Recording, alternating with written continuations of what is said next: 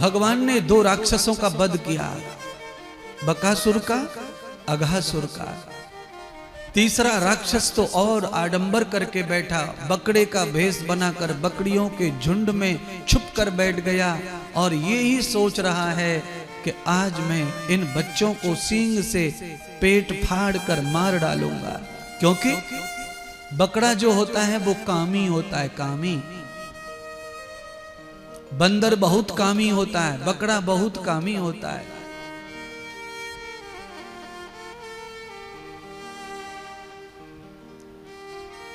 इसीलिए बकरे को पालने वाला केवल और केवल कोई होगा तो वो वही होगा जिसको बकरा बेचना है या तो खाना है, और बकरे को कोई नहीं पालता। बंदर को पालने वाला वही होगा जिसको उससे कुछ कमाना धमाना है, लीला करनी है, बाकी बंदर को कोई नहीं पालता।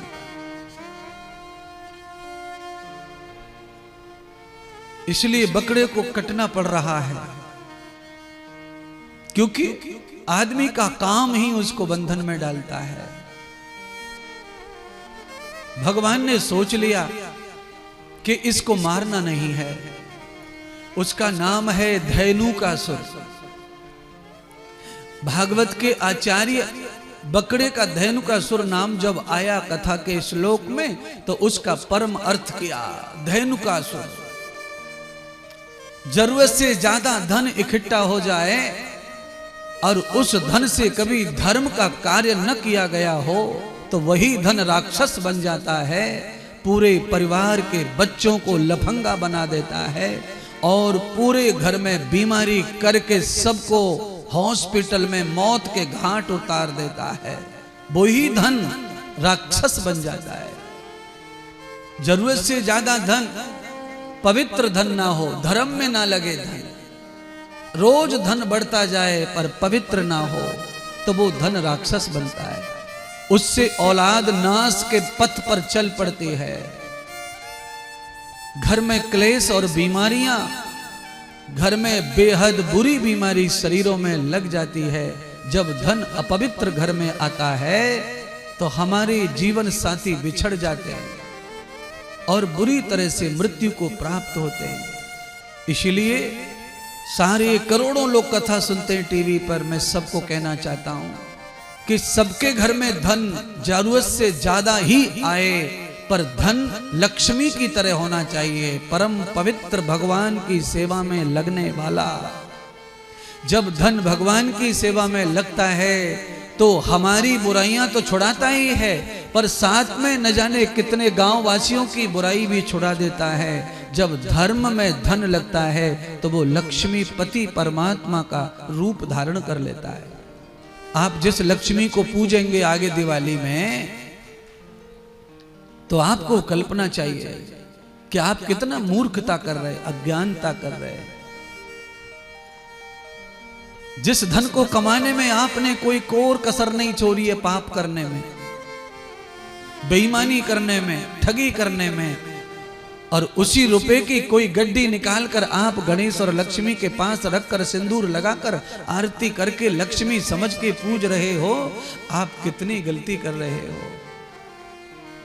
आपका धन लक्ष्मी के समान पवित्र हो तो दिवाली के दिन पूजो। जो धन राक्षस के समान है उसे लक्ष्मी गणेश की प्रतिमा के पास रखो मत। अपवित्र धन पवित्र नहीं कर देगा, अपवित्र कर देगा लक्ष्मी जी को भी। अच्छा बोलिए, आपके सफेद कपड़े पर स्याही छिड़क दी जाए, क्या होगा कपड़े का? आपके पवित्र घर में गंदगी फेंक दी जाए, रख दी जाए, तो मैं आपसे कहना चाहता हूं दिवाली में 100 बार लक्ष्मी का पूजन करो, रुपया का पूजन करो, सोने का पूजन करो, पर तुम्हें खुद विश्वास होना चाहिए कि मेरा धन प्योर है, पवित्र है, सत्कर्म में लगा हुआ धन है मेरा, दीन दुखियों के सेवा में लगा हुआ धन है मेरा, और मैंने कोई गलत काम नहीं किया है। तो धन को चौकी पे रखकर लक्ष्मी समझकर पूजो, वो तुम्हारी लक्ष्मी ही रहेगा और तुम्हारे घर में परमात्मा को लेके आएगा। किसी को छींक तक भी नहीं आएगी ठीक से, इतना स्वस्थ हो जाओगे आप।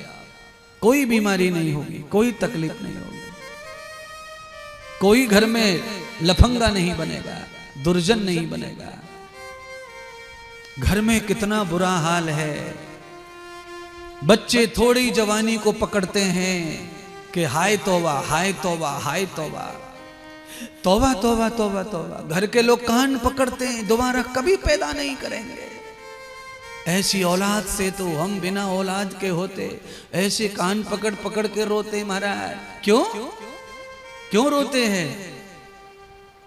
पाप की कमाई ने हाल ही ऐसा कर डाला, बाहर से सफेद है मगर दिल से था काला।